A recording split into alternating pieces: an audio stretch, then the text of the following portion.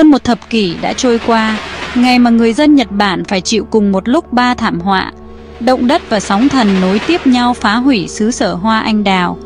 Nhà máy điện hạt nhân Fukushima, một trong những nhà máy lớn nhất Nhật Bản, đang đứng trước bờ vực thảm họa. Hệ thống làm mát bị phá hủy, các lò phản ứng bắt đầu quá nhiệt, nguy cơ về một vụ nổ nguyên tử bắt đầu lộ diện. Và chỉ trong vòng vài giờ, thế giới sẽ phải chứng kiến một trong những thảm họa hạt nhân tồi tệ nhất trong lịch sử nhân loại. Điều gì đã thật sự xảy ra bên trong nhà máy Fukushima? Tại sao một đất nước có công nghệ tiên tiến như Nhật Bản lại không thể ngăn chặn thảm kịch này? Và hậu quả của nó khủng khiếp như thế nào? Tất cả sẽ được làm sáng tỏ trong video ngày hôm nay. Fukushima, thảm họa hạt nhân lớn thứ hai trong lịch sử nhân loại.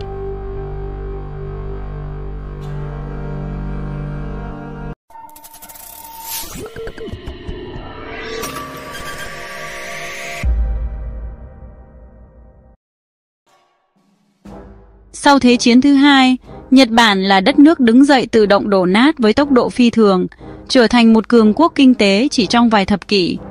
Nhưng sự phát triển thần kỳ đó đòi hỏi một nguồn năng lượng khổng lồ để duy trì. Năm 1955, với sự tác động từ Hoa Kỳ, Nhật Bản thông qua đạo luật năng lượng nguyên tử, mở ra kỷ nguyên điện hạt nhân. Một trong những thành quả của chính sách này chính là nhà máy điện hạt nhân Fukushima Daiichi, tọa lạc tại thị trấn nhỏ Okuma. Với 6 lò phản ứng và tổng công suất 4,7 gigawatt, Fukushima là nhà máy điện hạt nhân lớn thứ hai Nhật Bản, cung cấp điện cho nhiều tỉnh lân cận, bao gồm cả thủ đô Tokyo. Nhưng Nhật Bản không chỉ là một quốc gia công nghiệp hóa mạnh mẽ, nó còn nằm trên vành đai lửa Thái Bình Dương, nơi hội tụ của 4 mạng kiến tạo địa chất, một khu vực liên tục phải đối mặt với động đất và sóng thần, những cơn thịnh nộ của thiên nhiên mà không một công trình nào có thể hoàn toàn chống lại. Với đặc thù địa lý đầy hiểm họa, Nhật Bản luôn đặt ra những tiêu chuẩn xây dựng khắt khe nhất thế giới. Khi Fukushima được xây dựng, công ty vận hành TEPCO đã dựng một bức tường chặn sóng cao 6 mét, tin rằng nó đủ để bảo vệ nhà máy trước mọi cơn sóng thần có thể xảy ra. Nhưng chỉ vài ngày trước thảm họa, một báo cáo nội bộ của TEPCO gửi đến Cơ quan An toàn Hạt nhân Nhật Bản đã cảnh báo rằng nhà máy không đủ sức chống chọi với một trận động đất cực lớn như từng xảy ra tương tự như năm 869. Theo mô phỏng, nếu một trận động đất mạnh hơn 7,2 độ Richter xảy ra, nó có thể tạo ra một cơn sóng thần cao gấp đôi bức tường bảo vệ, hậu quả sẽ vô cùng thảm khốc. Và rồi, ngày định mệnh đó cũng đã đến. Ngày 11 tháng 3 năm 2011, một buổi chiều như bao ngày khác trên đất nước mặt trời mọc. Người dân Nhật Bản vẫn đang bận rộn với công việc, trẻ em vui đùa trên sân trường, những người ngư dân vẫn đang chăm chỉ đánh bắt cá ở ngoài khơi xa. 14 giờ 46 phút, một âm thanh lớn từ lòng đại dương vang lên. Một trận động đất kinh hoàng, mạnh 9,1 độ Richter, đã xảy ra ngoài khơi Thái Bình Dương, cách bờ biển Nhật Bản hơn 70 km. Mặt đất rung chuyển dữ dội, những tòa nhà cao tầng lắc lư như muốn đổ sập xuống, tàu xe chảo đảo hỗn loạn.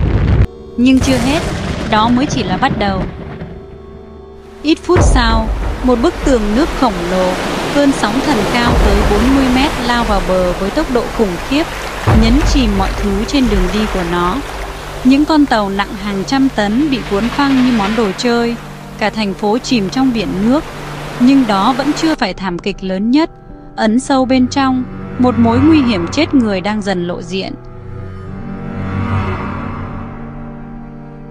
Khi những chấn động đầu tiên diễn ra, các hệ thống cảnh báo của nhà máy đã hoạt động. Các lò phản ứng số 1, 2 và 3 của nhà máy Fukushima tự động ngừng hoạt động theo đúng quy trình. Các lò số 4, 5 và 6 lúc này đang bảo trì. May mắn không có nhiên liệu trong lõi. Tuy nhiên, việc ngừng hoạt động không có nghĩa là nhiệt độ của chúng giảm xuống. Các thanh nhiên liệu vẫn tiếp tục tạo ra nhiệt phân hủy, kể cả sau khi quá trình phân hạch chấm dứt. Ngay lập tức, hệ thống điện dự phòng kích hoạt. Các máy phát điện diesel đã phát huy tác dụng của nó. Điều này giúp cho việc giữ cho các bơm nước tiếp tục làm mát các lò phản ứng. Đây chính là yếu tố then chốt để bảo đảm an toàn cho các nhà máy điện hạt nhân. Mọi thứ vẫn đang trong tầm kiểm soát.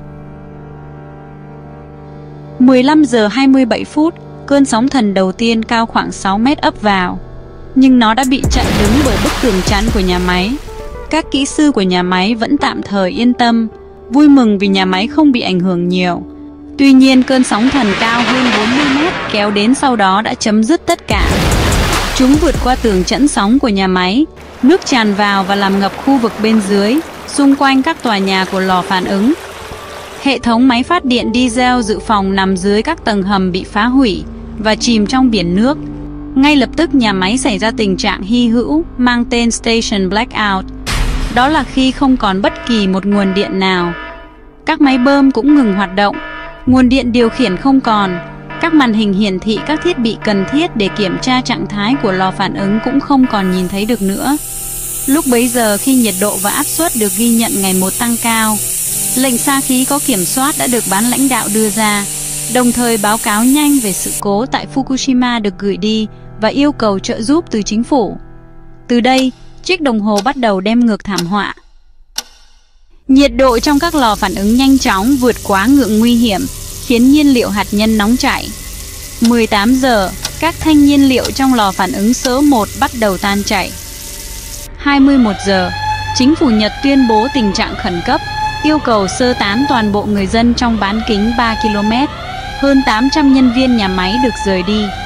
50 nhân viên và kỹ sư tình nguyện ở lại để ứng phó và cố gắng giảm thiểu thiệt hại của sự cố. Hệ thống điện bị hư hỏng, việc thiếu nước làm mát đã khiến cho các lò phản ứng ngày càng nóng lên quá nhiều. Và khi nhiệt độ có các nhiên liệu tăng lên đến 2.800 độ, chúng bắt đầu tan chảy. Lớp vỏ Zircon tiếp xúc với hơi nước tạo ra một lượng lớn khí hydro. Và khi khí hydro tiếp xúc với không khí, thì đây chính là sự bắt đầu của sự cố hạt nhân lớn thứ hai lịch sử nhân loại. 15 giờ 36 phút ngày 12 tháng 3, vụ nổ đầu tiên đã xảy ra ở lò phản ứng số 1. Vụ nổ đã phá hủy toàn bộ mái nhà lò phản ứng.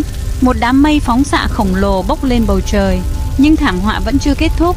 Ngày 14 tháng 3, lò phản ứng số 3 phát nổ, mức phóng xạ bắt đầu tăng vọt. Chỉ 2 ngày sau, lò số 4 tiếp tục bốc cháy, giải phóng một lượng lớn chất phóng xạ ra môi trường. Cơn ác mộng Chernobyl lặp lại, lần này nó xảy ra ngay trên vùng đất Nhật Bản. Chính phủ Nhật Bản ngay lập tức đã tuyên bố tình trạng khẩn cấp về an toàn hạt nhân. Lệnh sơ tán của chính phủ Nhật Bản được mở rộng với bán kính 20 km. Hơn 50.000 người đã được sơ tán trong ngày 12 tháng 3 và lên đến hơn 170.000 người vào ngày hôm sau. Các công tác ứng cứu và giảm thiểu hậu quả của sự cố hạt nhân cũng được triển khai. Đồng thời, các quan chức chính phủ, các chuyên gia, nhà khoa học đã có mặt trên các phương tiện thông tin đại chúng để giải thích và trấn an dân chúng. Tuy nhiên, công tác ứng cứu đối với Fukushima đã rất khó khăn do dư chấn vẫn đang tiếp tục diễn ra nhiều lần trong ngày. Vài ngày sau 4 vụ nổ, các xe cứu hỏa mới có thể đến và hỗ trợ công cuộc khắc phục hậu quả. Nguồn điện từ bên ngoài cũng được tiếp tế để hỗ trợ cho quá trình làm mát. Các quan chức của Cơ quan An toàn Hạt nhân và Công nghiệp Nhật Bản báo cáo rằng mức độ phóng xạ bên trong nhà máy cao hơn gấp 1.000 lần và mức độ phóng xạ bên ngoài nhà máy cao gấp 8 lần so với mức bình thường. Dù hơn một thập kỷ đã trôi qua kể từ thảm họa Fukushima, nhưng vết thương mà nó để lại vẫn chưa bao giờ lành.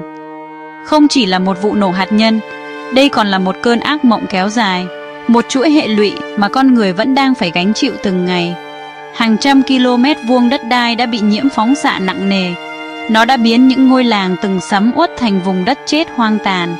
Những cánh đồng lúa bát ngàn trở thành những bãi hoang tàn chết chóc.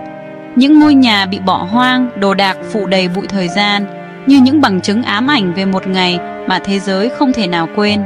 Không chỉ trên đất liền, hậu quả còn lan rộng ra đại dương bao la.